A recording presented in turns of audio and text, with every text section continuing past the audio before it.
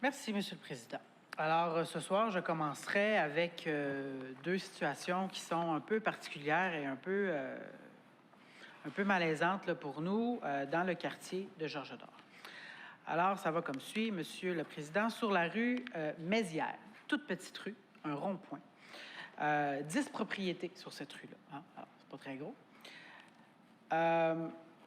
Ces propriétaires-là se sont retrouvés sans lampadaire. Depuis maintenant plus d'un an, ils ont vraiment un an et demi, là, ils ont vraiment des problèmes avec le lampadaire, le seul lampadaire qui est dans ce rond-point-là.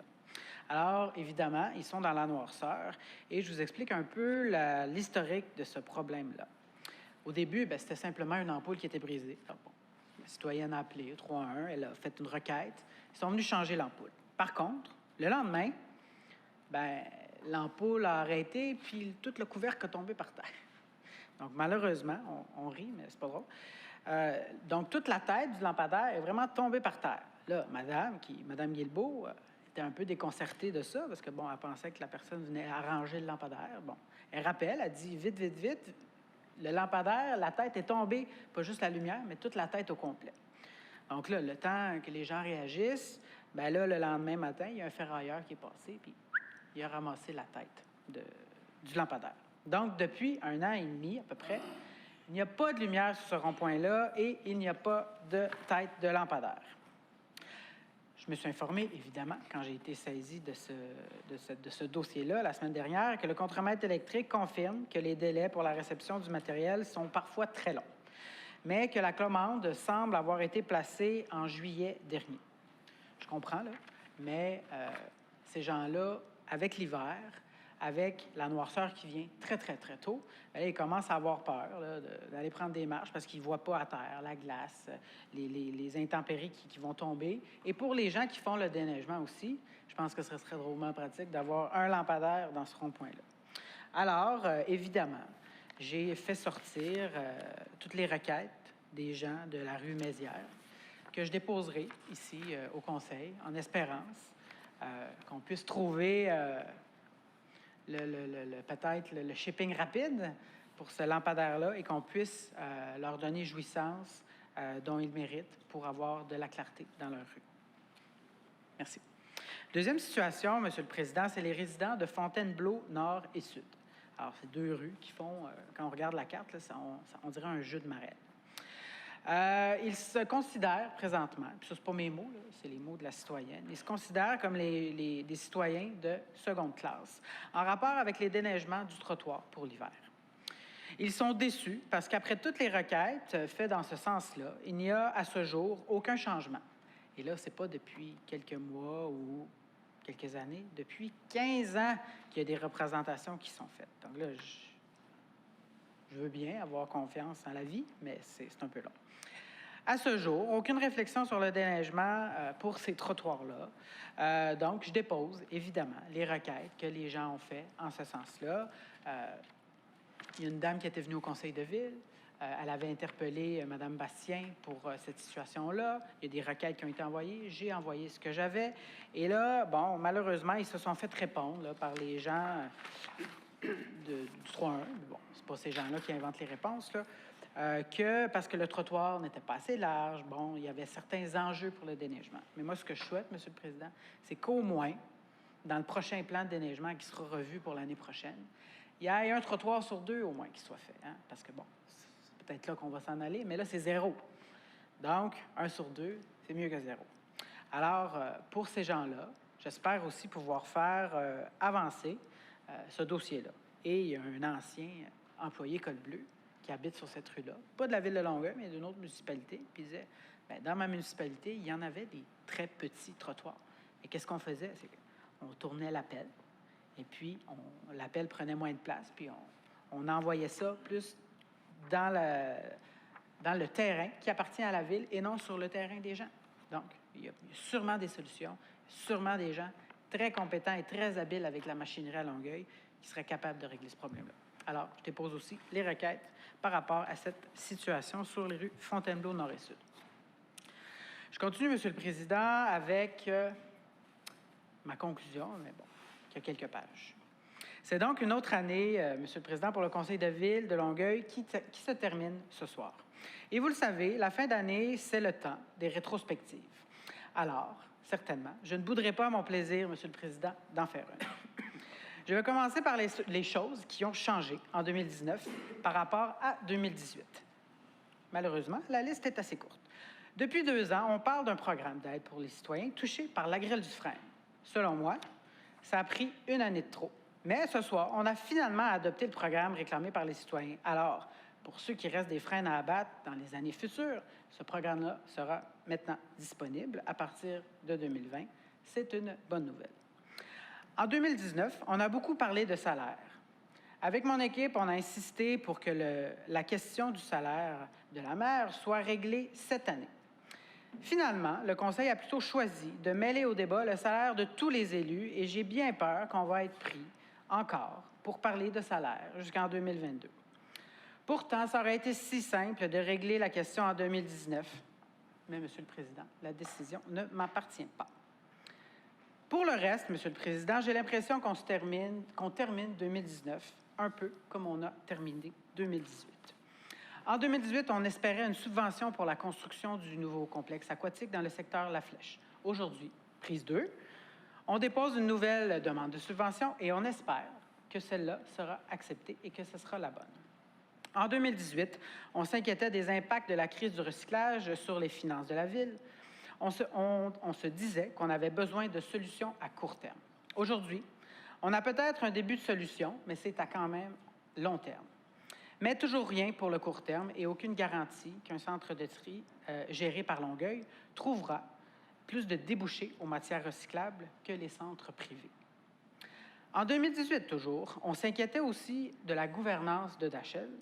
Ça nous inquiète toujours et autant, Monsieur le Président. On se demandait quel avenir attendait le marché public. Aujourd'hui, on en est propriétaire. On en assume seul les coûts et les intentions de la mairie qui concernent sa gestion ne sont toujours pas connues. Finalement, on s'interroge sur la meilleure façon de répondre à l'urgence climatique. On en entend souvent parler, Monsieur le Président. Le comité exécutif nous disait « Attendez, notre bilan stratégique du développement durable, le rapport sur les GES, tout ça, ça s'en vient. » Alors, c'est ce qu'on fait, attendre, Monsieur le Président. En fait, je fais ça de mieux en mieux, attendre, parce que ça fait 2 ans que j'attends. Hein? Ma patience devient très aiguisée. Vous ne serez donc pas surpris si je vous dis qu'au final, je ne suis pas un grand fan du bilan de la maire de Longueuil. Au cours des 2 dernières années, on a entendu souvent la maire nous répéter que la capacité financière de Longueuil est serrée, qu'il faut faire des choix. Monsieur le Président. Monsieur Bouchard. Question de privilège. Je ne sais pas si mon collègue se trompe entre le mot maire et mairesse. À la grande surprise de tout le monde, peut-être, le mot « la maire », « Madame la maire » est un mot qui existe et ça se dit dans certains conseils, notamment en France. Monsieur Léger. Merci, Monsieur le Président. Donc, je recommence ma phrase. Au cours des 2 dernières années, on a entendu souvent la maire nous répéter que les capacités financières de Longueuil est serrée et qu'il faut faire des choix et qu'ils seront parfois difficiles. Après cette dernière année, je commence à être forcé de lui donner raison, Monsieur le Président. La marge de manœuvre de Longueuil s'est beaucoup rétrécie en 2019. Pourquoi? Bien, parce que Madame la maire et son comité exécutif dépensent 7 millions pour la reprise du marché public sans plan d'affaires et sans plan de gestion. Question de privilège, Monsieur le Président. Madame Bastien. Monsieur le Président,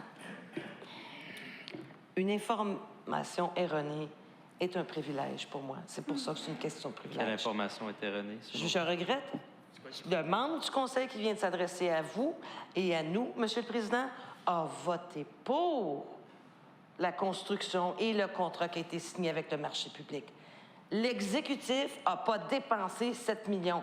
Ça faisait partie de l'entente sur laquelle monsieur n'a même pas demandé le vote. Il a voté en faveur. Alors, j'aimerais qu'il retire ses propos, Monsieur le Président. Merci. Bastien, de un, le ton va changer, là. Hein? Commencez par ça. Et on ne va pas s'insulter entre collègues. S'il y a un propos particulier qui vous a offensé, j'aimerais bien que vous me dites c'est lequel, calmement, et je vais juger s'il a à le retirer ou non. Gaspille de l'argent, dépense de l'argent. Monsieur le Président, les règlements de délégation de pouvoir sont très clairs.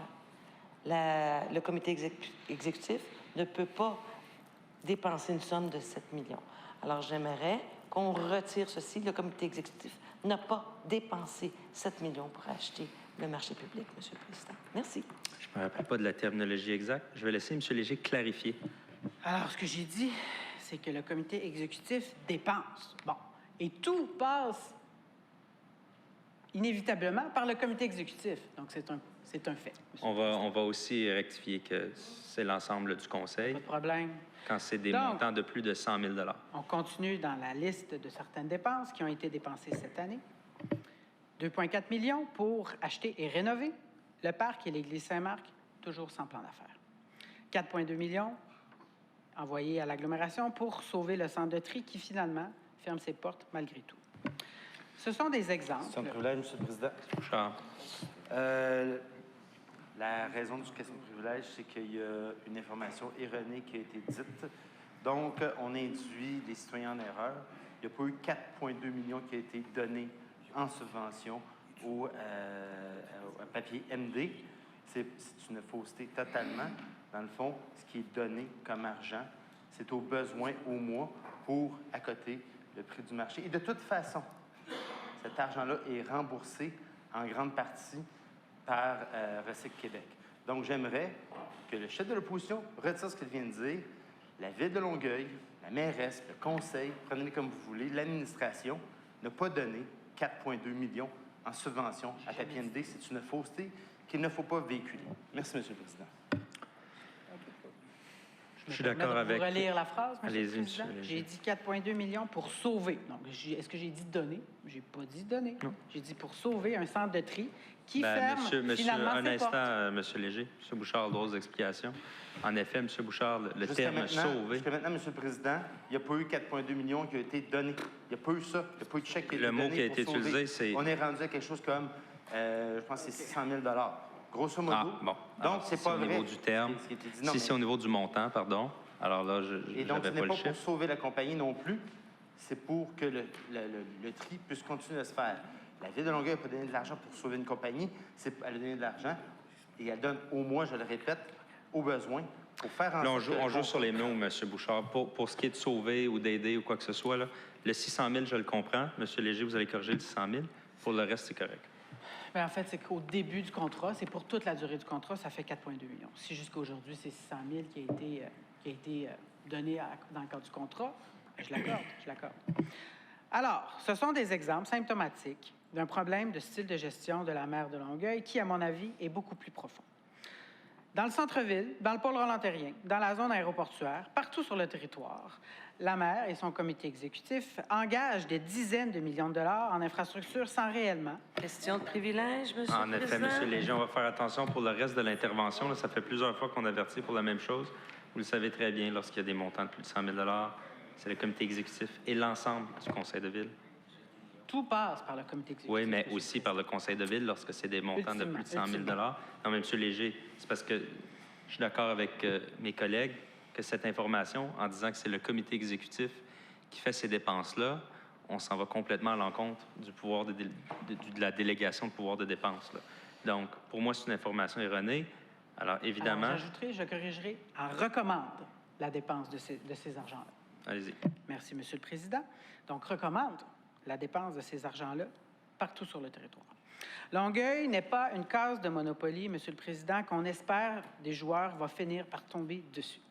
Le développement économique d'une ville, c'est d'abord s'investir dans la qualité de vie de ses citoyens et c'est dans le service aux citoyens aussi que les sommes sont actuellement dirigées vers des grands projets qui pourraient être redirigés ailleurs. En termes de développement économique, Monsieur le Président, il serait donc plus sage de planifier d'abord et d'investir ensuite. Et le faire le plus souvent possible conjointement avec les entreprises et les entrepreneurs qui décident de venir s'établir sur notre territoire. Nous pourrions ainsi économiser sur les coûts de nos infrastructures et surtout les rentabiliser à court terme plutôt qu'à long terme. Alors, en conclusion, Monsieur le Président, c'est ce que je nous souhaite pour 2020, davantage de planification et moins de mauvaises surprises et, si on peut se permettre de croire encore au Père Noël, un peu plus de transparence, Monsieur le Président. Merci et joyeux.